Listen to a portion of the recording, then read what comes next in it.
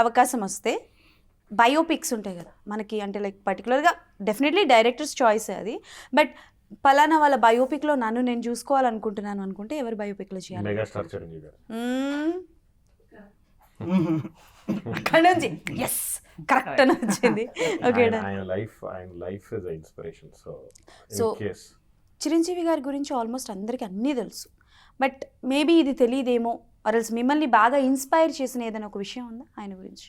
ఆయనే ఒక ఇన్స్పిరేషన్. అవును, ఆయనే ఒక inspiration, but everything about Chiranjeevi is inspiration. Everything ఆయన ఎవ్రీథింగ్ ఆయన ఇన్స్పిరేషన్.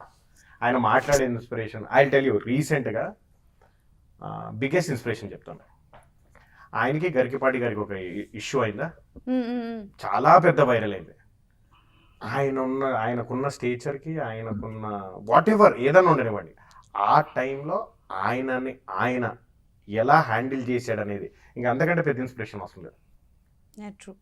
అంతకంటే ఇంకా పెద్ద ఇన్స్పిరేషనే అవసరం లేదు. ఆయనని ఎలా హ్యాండిల్ చేసుకున్నానని. So if someone has to, ఆయన ఒక వాకింగ్ ఇన్స్పిరేషన్ మెగాస్టార్ చిరంజీవి.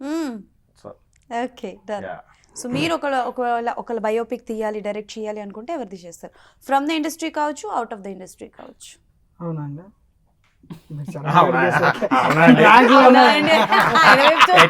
కాదు, ఎట్లా చెప్పాడు? అవునండి, ఇప్పుడు